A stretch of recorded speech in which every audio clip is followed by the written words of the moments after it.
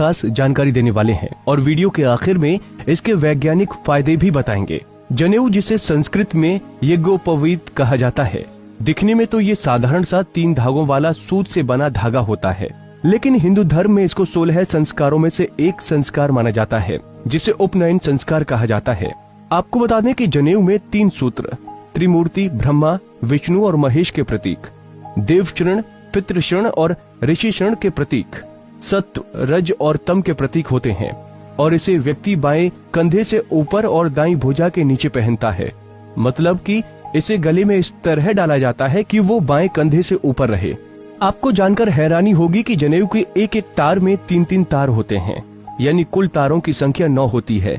इनमें 1 मुख, 2 नासिक और 2 आंख, 2 कान, मल और मूत्र के 2 मिलाकर कुल 9 होते हैं। इनका मतलब है हम मुख से अच्छा बोलें और खाएं, आंखों से अच्छा देखें और कानों से अच्छा सुने। जनेऊ में 5 गांठ लगाई जाती हैं, जो ब्रह्म, धर्म, अधर्म, काम और मोक्ष का प्रतीक है। ये 5 यज्ञों, 5 ज्ञानेंद्रियों और 5 कर्मों के भी प्रतीक हैं।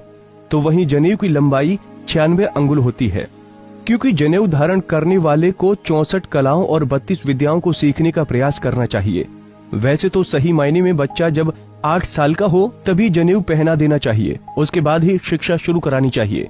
लेकिन आज के समय में ऐसा नहीं होता है, इसलिए शादी के पहले जनेऊ पहनाया जाता है। तो चलिए अब आपको बताते हैं जनेऊ धारण करने के बाद के नियम। सबसे पहले तो मलमूत्र विसर्जन के दौरान जनेऊ को दाहिने कान पर चढ़ा लेना चाहिए और हाथ स्वच्छ करके ही उतारना चाहिए।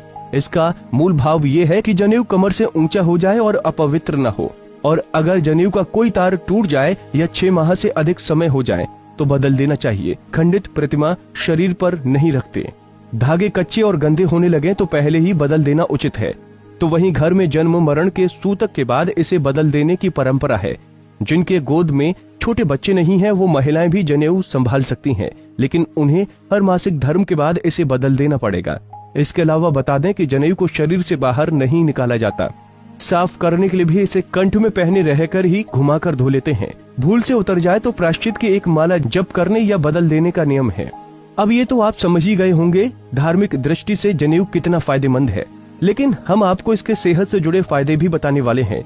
जो लोग जनेऊ पहनते हैं और इससे जुड़े नियमों का पालन करते हैं, वो मलमूत्र त्याग करते वक्त अपना मुंह बंद रखते हैं। इसकी आदत पड़ जाने के बाद लोग बड़ी आसानी से गंदे स्थानों पर पाए जाने वाले जीवाणुओं और कीटाणुओं के प्रकोप से बच जाते हैं।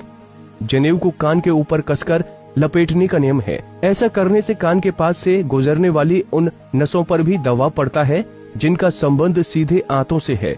इन नसों पर दबाव पड़ने से कब्ज की शिकायत नहीं होती है।